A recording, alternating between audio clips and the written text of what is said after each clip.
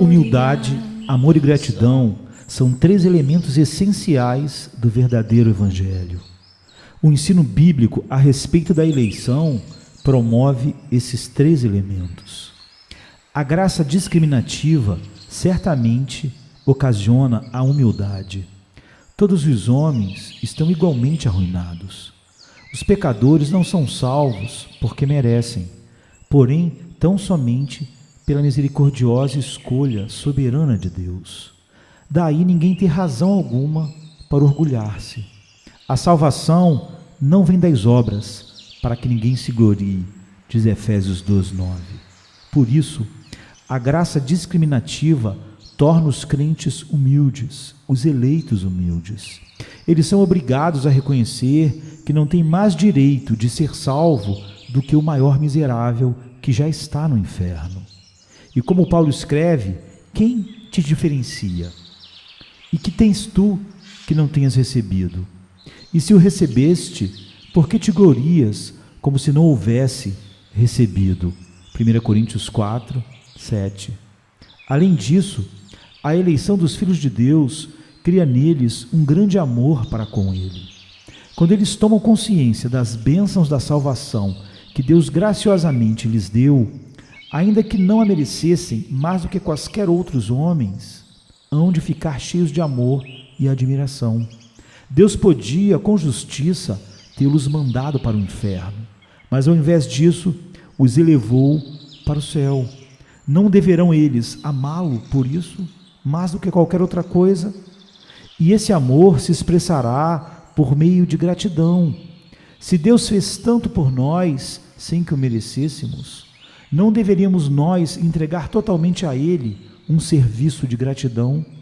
Com Paulo, nós dizemos: bendito Deus e Pai do nosso Senhor Jesus Cristo, o qual nos abençoou com todas as bênçãos espirituais nos lugares celestiais em Cristo, como também nos elegeu nele antes da fundação do mundo, para que fôssemos santos e irrepreensíveis diante dele em amor.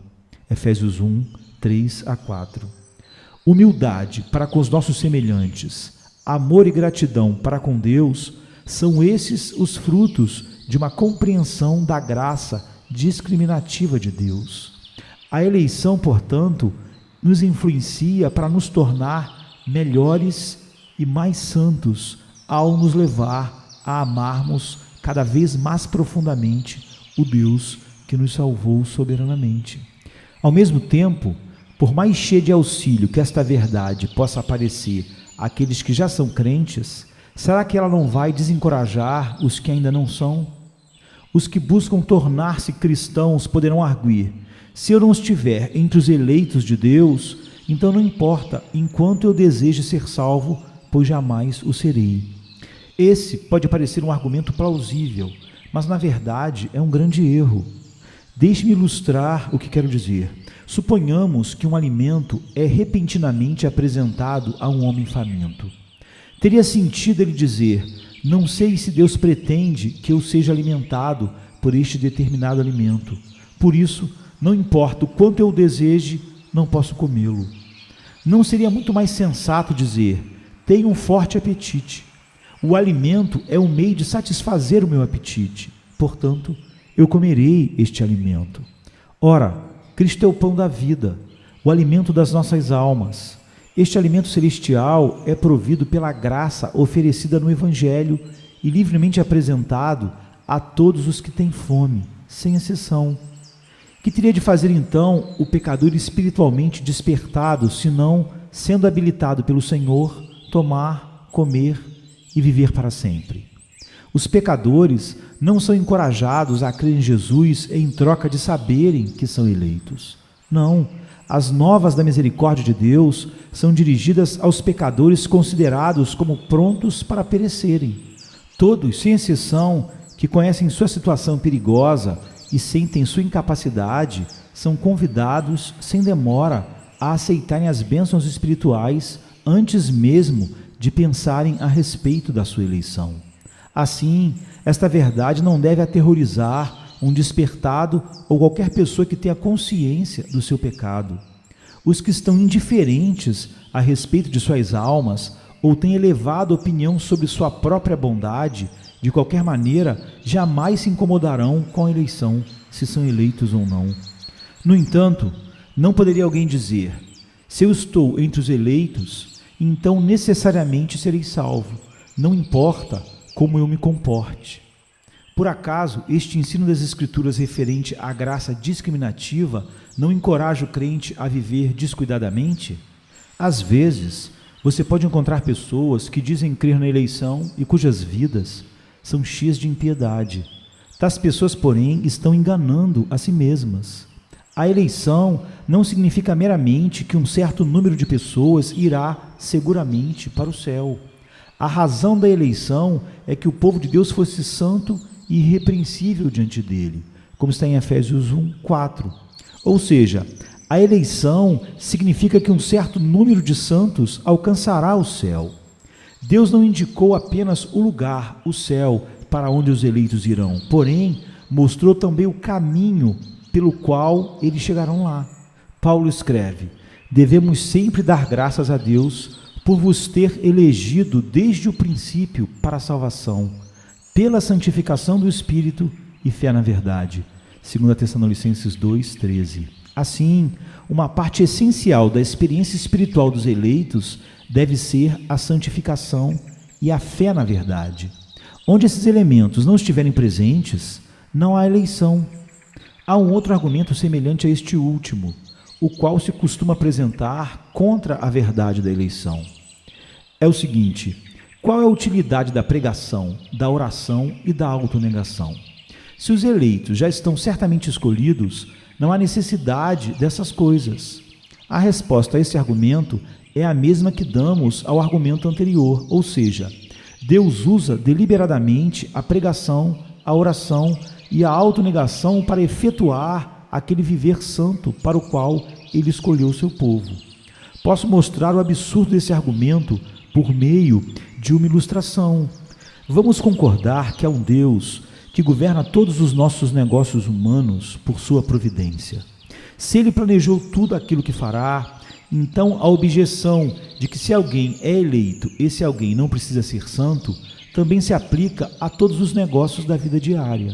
Se Deus planejou todos os negócios humanos, então quer com saúde ou doentes, quer bem-sucedidos ou falhos em nossos negócios, quer habilidosos ou não na execução das nossas tarefas, tudo é governado pela providência. Contudo, quem será tão insensato para dizer: não importa se eu como, durmo ou estudo, desde que as circunstâncias de minha vida já foram determinadas pela providência? Uma vez que não raciocinamos tão absurdamente em relação aos afazeres de nossa vida natural, por que o faríamos em relação aos interesses da nossa vida espiritual? O perfeito conhecimento de Deus inclui todos os detalhes de nossas vidas, tanto quanto o nosso destino final. Não podemos separar os pormenores do fim. Deus sabe que chegarão aos céus somente aqueles que, segundo sua previsão, se tornam santos por esforço espiritual diário, e ninguém ele prevê no inferno, exceto aqueles pecadores que diariamente rejeitam sua verdade. Ou seja, ele determinou que os eleitos viverão uma vida para a sua glória e terão um novo coração para amarem a santidade, e aqueles que são deixados com seus próprios recursos seguirão os seus próprios corações pecaminosos.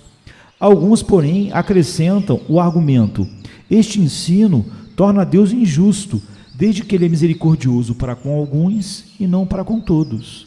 Deus se tornou desleal. Eu respondo: a injustiça só pode estar presente quando a recompensa proveniente de um compromisso assumido deixa de ser dada. Se o magistrado aplica a lei rigorosamente no caso de um pobre e indulgentemente no caso de um rico, ele é injusto. Todavia, se ele, como um benfeitor, é generoso para os necessitados entre seus vizinhos, nunca diríamos que ele é obrigado a ser generoso para com todos os necessitados do mundo. Isso seria impertinência de nossa parte. Se é apenas um problema de doação graciosa, não pode haver injustiça, mesmo que todos não recebam. E isto é ainda mais verdadeiro com relação a Deus, pois Ele é o Criador que tem o direito absoluto de fazer o que quiser com o que é seu. e sua natureza perfeita nos assegura que ele nada faz de errado. Deixe-me perguntar-lhe: todos os homens pecaram ou não? Se pecaram, então todos são culpados perante Deus. Se admitimos isso, então mesmo que todos perecessem, Deus seria justo, pois o salário do pecado é a morte. E a eleição de alguns para a salvação não causa dano aos não eleitos. Uns recebem graça, outros justiça. Ninguém recebe injustiça, porque o salário do pecado é a morte. É justo, mas o dom gratuito de Deus é a vida, é um dom, é gracioso. Ninguém merece. Assim, a não eleição não é uma punição injusta. Dizer que Deus não pode deixar ninguém se perder é dizer que todos têm direito à salvação ou a merecem, mas o que merecem é o salário, e o salário do pecado é a morte. Dizer que todos têm direito à salvação é um absurdo, porque ninguém tem direito à salvação. Ela é somente pela graça. A verdade é que o argumento Deus é injusto ao eleger alguns e não todos procede da autoestima pecaminosa que nós, erradamente, temos de nós mesmos e da visão míope que temos de Deus. Será o Altíssimo e Sublime Deus tão limitado que não possa fazer o que lhe agrada? Todos merecem o inferno. Portanto, não é injusto o homem ir para lá, é o contrário, é justo. É graça quando o homem é salvo, e a graça não pode ser algo que Deus deva, porque o que você deve é justiça. Deixe-me agora mostrar-lhe o valor real e prático da eleição para nós. Primeiro, a verdade tem algo a dizer ao pecador descuidado. Você já viu que todos são culpados aos olhos de Deus, e que Ele escolheu alguns para a salvação, deixando outros sofrerem as justas consequências de seus pecados. Como você pode saber que esse não é o seu caso? Ser rejeitado por Deus é estar perdido para sempre. Você ainda está desinteressado? Ora, você está nas mãos de um Deus ofendido e irado, e contudo, não tem ideia certa daquilo que Ele fará com você. Se você teme a possibilidade do inferno, deve saber que é exatamente isso que merece. Você tem boas razões para tremer. Medite sobre estes fatos terríveis, que o Senhor possa ajudá-lo a fugir da ira vindoura, como está em Mateus 3:7. Assim, a partir disso, é claro que o ensino de que o amor de Deus é geral e igual para com toda a humanidade e de que Cristo morreu por todos pode entorpecer as consciências. Se todos são igualmente amados e salvos, por que devo me preocupar? Somente as verdades bíblicas, isto é, a graça discriminativa e Cristo como substituto dos eleitos, têm poder para despertar o pecador descuidado. Quando Deus lhe dá um novo coração, o regenera, então ele se arrepende, ele busca Deus. Segundo, a verdade da graça discriminativa tem algo a dizer ao crente. Você é um verdadeiro crente? Nesse caso, a graça lhe mostra a quem deve louvar e lhe diz que você deve ser humilde. Essa verdade também lhe dá a certeza de que aqueles que recebem essa graça estão seguros para a eternidade, pois coisa alguma pode derrotar a graça de Deus. Ela reina. Quão importante, então, é fazer firme a vossa vocação e eleição, como está em 2 Pedro 1,10. Você está convencido de que esta verdade da eleição é uma verdade bíblica? Então tome posse de todos os seus benefícios. Sem dúvida, de todos os nomes que são dados na Bíblia ao povo de Deus, o de eleitos de Deus é o mais marcante. Ele significa que você está autorizado a desfrutar de todos os imensos privilégios que a graça oferece. Uma geração escolhida, um sacerdócio real, uma nação santa, um povo adquirido para que anuncieis as virtudes daquele que vos chamou das trevas para a sua maravilhosa luz. É o que diz 1 Pedro 2,9. Terceiro, esta verdade da graça discriminativa tem algo a dizer ao que é crente só de nome, um cristão nominal, que fala muito a respeito de doutrina, mas em cuja vida se vê frequentemente a falta de santidade, o orgulho e a malícia. Você é desse tipo? Então você pode falar quanto quiser a respeito de doutrina, Isso não lhe fará bem algum. A sua vida torna claro que você é um inimigo da graça. Você obedece realmente aos seus apetites pecaminosos e eles te dominam. Você realmente não ama a Deus. Que a graça da qual fala, sem nenhuma experiência dela, possa livrá-lo misericordiosamente do seu pecado.